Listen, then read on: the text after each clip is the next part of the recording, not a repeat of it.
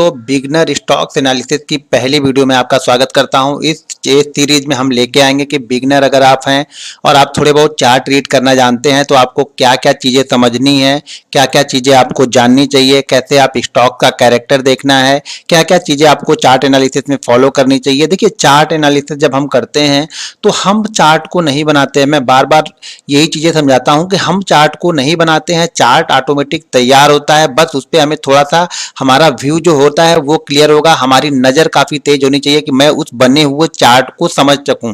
जब हम चार्ट को बनाने जाएंगे तो एक चीज़ समझ लीजिएगा कि हम अपने हिसाब से चार्ट को बनाना स्टार्ट कर देंगे। अगर हमारा व्यू बाइंग का है, यानी पहले से हमने बाइंग का सुन सुन के रखा है, तो मैं बाइंग साइड का बनाना स्टार्ट करूंगा। अगर मैं सेल साइड का हूं तो मैं सेल साइड का बनाना स्टार्ट करूंगा। तो सबसे बेस्ट चार्ट एनालिसिस वो है कि चार्ट को आप बनने दीजिए और चार्ट जो बोलता है आप उसे फॉलो कीजिए। हम चार्ट नहीं बना रहे हैं, हम चार्ट बने हुए चार्ट को बस फॉलो करने की कोशिश कर रहे हैं और वो जो चार्ट बना हुआ है उसको समझने की कोशिश कर रहे हैं कि इसमें क्या बन रहा है, क्यों बन रहा है, कितनी बार ये चीजें बनी हुई हैं, कितनी बार ये सक्सेसफुल होती हैं। इसी को चार्ट का कैरेक्टर या उस स्टॉक्स का कैरेक्टर बोलेंगे। आपका अपना कैरेक्टर भी बनेगा उसी स्टॉक के साथ साथ में, आप कोरिलेट होते जाओगे।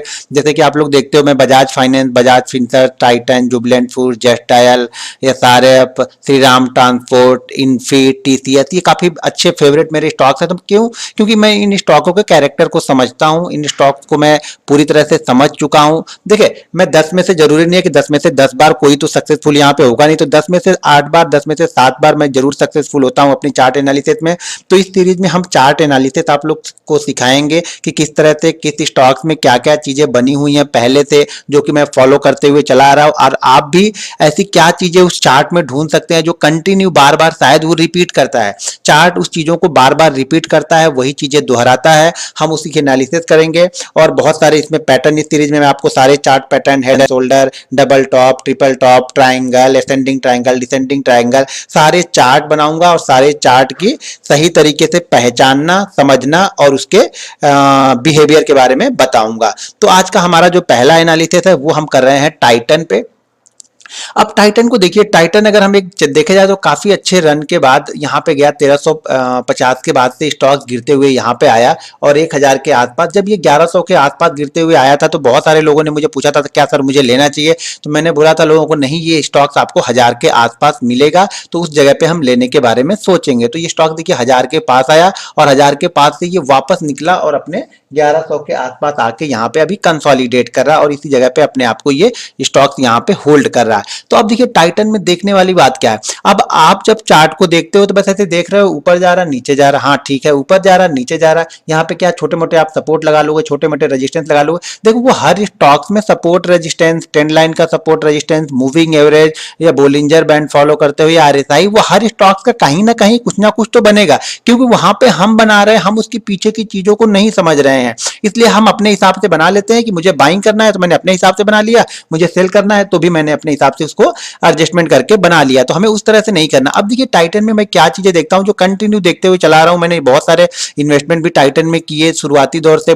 शुरुआती दौर का मतलब जब से मैं फॉलो कर रहा हूं, लगभग 4 साल 5 साल से मैं टाइटन में छोटे छोटे इन्वेस्टमेंट करके बहुत बड़े अच्छे अच्छे प्रॉफिट भी मैंने लिए। और क्या क्या चीजें मैं फॉलो करता हूं टाइटन में, वो आपको इस स्टॉक के कैरेक्टर के बारे में कोई नहीं बताएगा। आप एक भी वीडियो ढूंढ लेना, नहीं मिलेगी। और मैं आपको स्टॉक के कैरेक्टर यानी पर्टिकुलर ये स्टॉक किस तरह का कैरेक्टर है इस स्टॉक का वो बताऊंगा, और आप समझोगे तब, आपको देखोगे तो आपको समझ में आ गया वाकई ये बहुत अच्छी चीज है अगर आप स्टॉक के कैरेक्टर को समझना स्टार्ट कर देंगे तो।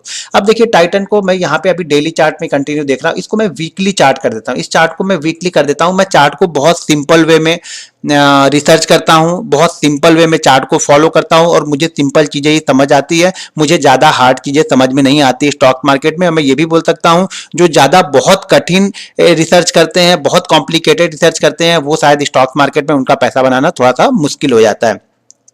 अब मैं इसको यहां से आपको स्टार्ट करता हूं और यहां से मैं आपको पीछे की तरफ समझाते हुए लेके चलता हूं जिससे आपको समझ में आएगा।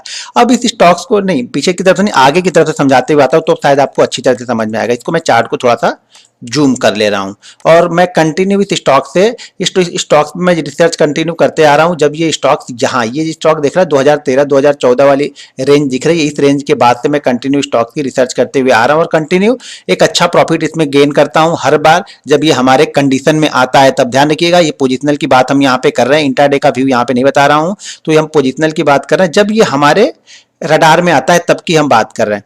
अब देखिए ये स्टॉक्स यहाँ पे कंटिन्यू इस लेवल को देखिए, ये लेवल, ये स्टॉक्स यहाँ पे जब ये स्टॉक्स यहाँ से कंटिन्यू ऊपर की तरफ गया और ऊपर की तरफ आते हुए धीरे धीरे करके यहाँ पे ये स्टॉक्स यहाँ पे नीचे की तरफ आया और नीचे की तरफ ये स्टॉक्स ने यहाँ पे इस ट्रेंड लाइन को ब्रेकआउट किया। ठीक है, ये ट्रेंड लाइन, ये पहली बार यहाँ पे ये ट्रेंड लाइन को कंटिन्यू देखिए 1 2 3 4 और उसके बाद ब्रेकआउट किया। लेकिन उसके पहले इस स्टॉक्स ने क्या किया, उसके पहले इस स्टॉक्स में ध्यान से देखिए तो उस स्टॉक्स ने क्या किया है, यहाँ पे देखिए ये स्टॉक ऊपर नीचे जब कंटिन्यू यहाँ पे ऊपर गया है और ऊपर जाने के बाद देखिए यहाँ पे नीचे की तरफ देखिए, नीचे की तरफ यहाँ पे वीकली चार्ट की बात कर रहा हूँ तो वीकली चार्ट पे यहाँ पे क्या बनी हुई है, वीकली चार्ट पे एक हैमर कैंडल यहाँ पे बनी हुई है। ये स्टॉक्स हैमर कैंडल को बहुत रिस्पेक्ट करता है, आप ध्यान से मैं आपको दिखाता हूँ, आप समझिएगा। ये यहाँ पे देखिए वीकली चार्ट पे यहाँ पे एक हैमर बनी हुई है। जब ये बड़ा यहाँ पे अपट्रेंड मिला, ये देखने में छोटा लग रहा है, ये 199 से ये 300 है, 199 से 300 का मतलब ये स्टॉक्स आपको 50% का रन दे चुका है। जब स्टॉक्स एक बड़े मूव के बाद एक करेक्शन देता है और करेक्शन के बाद एक हैमर कैंडल यहाँ पे बहुत इंपॉर्टेंट रोल प्ले करती है। यहाँ पे देखिए बड़े मूवमेंट के बाद करेक्शन हुआ, हैमर कैंडल बनी और स्टॉक्स आपको देखने में छोटा लग रहा है यहाँ से फिर से, लेकिन 230 वाला स्टॉक्स वापस पहुंच गया 272, वापस यहां से गिरा, नीचे की तरफ आया, यहां पे फिर से हैमर कैंडल बनी और हैमर कैंडल इसको ऊपर की तरफ कंटिन्यू लेके गई। अब इसको मैं थोड़ा सा और छोटा करता हूं, सॉरी जूम इन करता हूं। अब यहाँ पे कई सारी चीजें मैं आपको एक साथ दिखाता हूँ। अब स्टॉक देखिए जब बड़े करेक्शन, जब बड़े मूवमेंट के बाद एक करेक्शन देता है, जैसे ये स्टॉक्स यहाँ पे गया, अब यहाँ से स्टॉक इस हैमर से चला और यहाँ तक पहुंच गया और यहाँ पे प्राइस इसका है 444। अब 444 से स्टॉक जब गिरना स्टार्ट किया, कंटिन्यू गिरते गिरते स्टॉक्स वापस आ गया 300 पे, यानी 444 से स्टॉक 300 आ गया, मतलब ये स्टॉक्स ने 30% का करेक्शन दिया। जब भी 20 to 30% का करेक्शन देता है स्टॉक एक अच्छे मूवमेंट के लिए तैयार होता है। फिर से यहाँ पे हैमर कैंडल बनी, इस जगह पे देखिए ये इसका कैरेक्टर है इस स्टॉक का कि जब भी ये बड़े मूवमेंट के बाद हैमर कैंडल बनाता है ये अपसाइड की मूवमेंट ही देता है ज्यादातर, ये नहीं कि हर बार फॉलो करेगा, स्टॉप लॉस भी करेगा, ये भी ध्यान रखिएगा। वापस स्टॉक यहां से निकला, ये छोटा मूवमेंट हुआ तो हम इसको फॉलो नहीं कर रहे। अब यहां से वापस ये बड़े मूवमेंट के साथ में गया। अब बड़े मूवमेंट के साथ में दो चीजें देखिए, यहाँ पे फॉलो करना स्टार्ट कीजिए। अभी यहाँ पे क्या हो गया, बड़े मूवमेंट के बाद एक बड़ी मूवमेंट यहां से आई 440 से स्टॉक कहां पे आ गया 295, तो यानी 440, वापस 30% का करेक्शन और 30% के करेक्शन के बाद में स्टॉक क्या कर रहा है, यहाँ पे 4 वीक 5 वीक 6 वीक क्या कर रहा है, कंसोलिडेट कर रहा है। ध्यान से सुनिए, 4 वीक 6 वीक यहाँ पे क्या कर रहा है, कंसोलिडेट कर रहा है। दो कंडीशन इसमें बनती है, हैमर बनती है या फिर कंसोलिडेट करता है ये। अब बड़ी गिरावट के बाद स्टॉक्स ने फिर से कंसोलिडेट किया और कंसोलिडेट के बाद वापस इस कंसोलिडेट वाला जो लेवल है इसकी हाई को ब्रेक किया, स्टॉक नए हाई मारना स्टार्ट करता है। अब देखिए छोटे पैटर्न पे वापस देखेंगे यहाँ पे, तो वापस स्टॉक गया, काफी अच्छे मूवमेंट। देखिए हमारी कंडीशन में मिलेगा तब हम ले रहे हैं, नई कंडीशन में मिलेगा कोई जरूरत नहीं है कि स्टॉक में आप जबरदस्ती हाथ डालेंगे हम। अब यहाँ पे देखो स्टॉक फिर से बड़ी करेक्शन आई, सॉरी यहाँ पे एक करेक्शन आई, यहाँ पे क्या है 942 से स्टॉक नीचे कहां पे आया 748, 942 748 यानी 200 पॉइंट का करेक्शन, ऑलमोस्ट 20% का करेक्शन और फिर से आपको यहाँ पे हैमर कैंडल दिखेगी। ये देखिए फिर से आपको यहाँ पे हैमर कैंडल दिखी और जैसे ही हैमर कैंडल के हाई को निकालता है ये ऊपर की तरफ। इस हैमर का जब से कम मैं फॉलो करता हूँ 6 से 7 चीजें फॉलो कर चुका हूँ, इसने कभी भी स्टॉप लॉस नहीं दिया है। इसका मतलब ये नहीं कि स्टॉप लॉस ये नहीं करेगा, स्टॉप लॉस भी करेगा, इसके लिए हमें तैयार रहना है। लेकिन ये मोस्ट ऑफ द टाइम ज्यादा से ज्यादा जब भी ये कंडीशन बनती है एक अच्छा अप मूव देता है। अब यहाँ पे देखिए हैमर कैंडल बनी और हैमर कैंडल के साथ में इसने क्या किया, वापस इसने 4 से 5 वीक कंसोलिडेट किया। ध्यान से देखिए यहाँ पे कंसोलिडेट, यहाँ पे कंसोलिडेट, वापस हैमर कैंडल बनी और वापस 3-4 वीक यहाँ पे कंसोलिडेट कर रहा। लेकिन जब हैमर बनी तो हमने हैमर के ऊपर ही यहाँ पे बाइंग किया, ये स्टॉप लॉस हमारा लग गया और कंटिन्यू स्टॉक ने फिर से एक नया हाई बनाया। नया हाई बनाने के बाद स्टॉक फिर से करेक्ट हुआ, फिर से करेक्ट होने के बाद यहाँ पे देखिए एक बार फिर से ड्रैगन फ्लाई या हैमर जो भी आप समझ लो इसको, वापस फिर यही कैंडल यहाँ पे बनी एक करेक्शन के बाद और इसके बाद से फिर से स्टॉक्स ने यहाँ से अप मूव दिया। 843 से स्टॉक्स कहाँ गया, बड़ा मूवमेंट नहीं मिला, 943 का 944 100 पॉइंट का मूवमेंट मिला और वापस स्टॉक्स यहाँ से नीचे आया। अब स्टॉक्स यहाँ से वापस फिर से नीचे आया, देखिए समझिए, और देखिए यहाँ पे फिर से hammer candle plus hammer candle के साथ में वापस फिर क्या हो रहा है, यहाँ पे फिर से कंसोलिडेट करने लगा। ये देखिए 4 से 5 वीक वापस हैमर कैंडल के साथ में कंसोलिडेट कर रहा और जैसे ये हैमर कैंडल वापस हैमर कैंडल के हाई को ब्रेक किया, स्टॉक कंटिन्यू एक न्यू हाई की तरफ बढ़ा। अब न्यू हाई के बाद वापस हमारा यहाँ पे देखिए ये करेक्शन, देखिए थोड़ा सा बड़ा करेक्शन होता है तो उतना अच्छा रहता है। अब यहाँ पे देखिए वापस स्टॉक 1350 से कहां पे आ गया 1000, यानी वापस स्टॉक ने लगभग 30% का यहाँ पे करेक्शन दे दिया। और करेक्शन के बाद में देखिए फिर से स्टॉक्स ने ये हैमर कैंडल यहाँ पे बनाई, इस हैमर कैंडल को फिर से बनाया है और फिर से बनाने के बाद देखिए ये क्या कर रहा है, 5 से 6 वीक वापस कंसोलिडेट ही कर रहा है। यानी इसने जब भी ये हैमर कैंडल कंसोलिडेट के साथ में बनाई है अभी तक इसने स्टॉप लॉस नहीं किया है।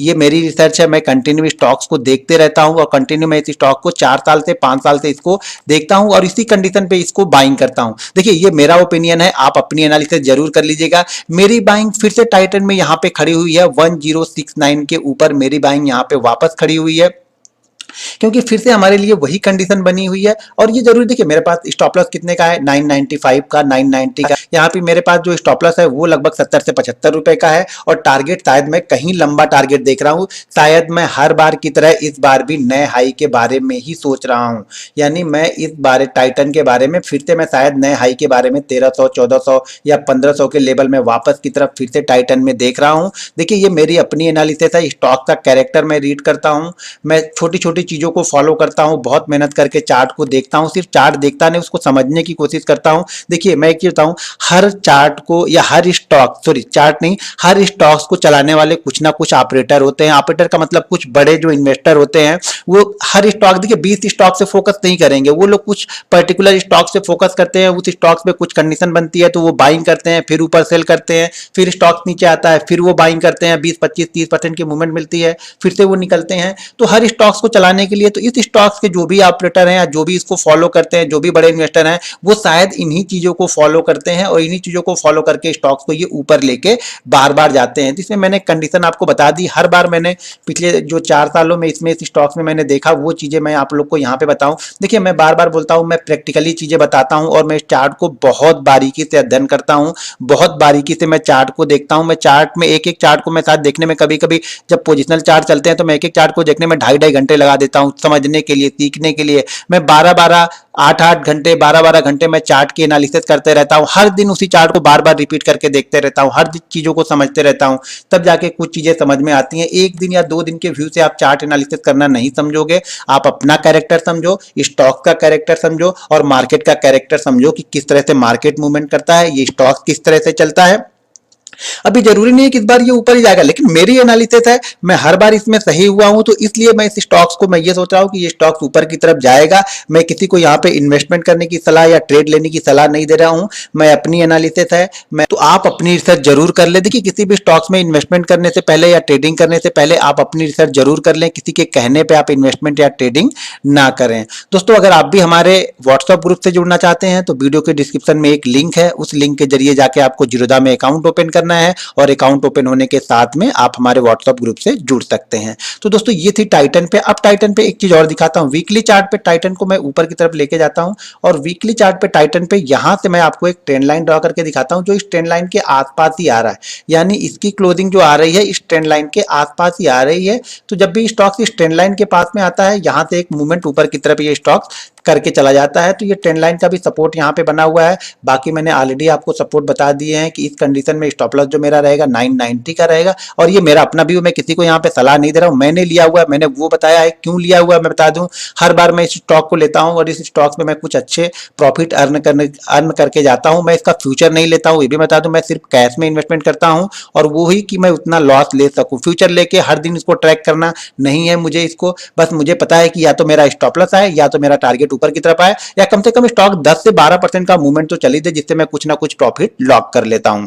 तो दोस्तों ये थी मेरी अपनी एनालिसिस। मेरी एनालिसिस आपको कैसी लगी कमेंट बॉक्स में कमेंट करके जरूर बताइएगा। मिलते हैं नए चार्ट में एक नए वीडियो के साथ, नए स्टॉक के साथ, नई एनालिसिस के साथ। आपको बिल्कुल सीखते रहना है चार्ट को, तो वीडियो को फॉलो करते रहिए, चैनल को सब्सक्राइब कर लीजिए और लाइक और कमेंट जरूर करते रहिएगा। बिल्कुल सिंपल थ्योरी है, सिंपल एनालिसिस है, मैं बहुत सारी चीजें नहीं फॉलो करता हूं जैसा कि आप लोग को पता है। तो सिंपल वे में एनालिसिस करना आपको सीखना है, प्राइस को पकड़ना है। देखिए प्राइस सबसे पहले चलेगा, इंडिकेटर सारे के सारे इंडिकेटर लैगिंग होते हैं तो वो बाद में आपको बताएंगे कि बाइंग करना है, प्राइस सबसे पहले चलेगा। तो मैं हमेशा प्राइस को पकड़ने की कोशिश करता हूं, वो इंट्राडे हो, पोजिशनल हो, कुछ भी हो, मैं प्राइस को पकड़ने की कोशिश करता हूं। तो दोस्तों ये थी हमारी आज की वीडियो, मिलते हैं नेक्स्ट वीडियो में। जय हिंद।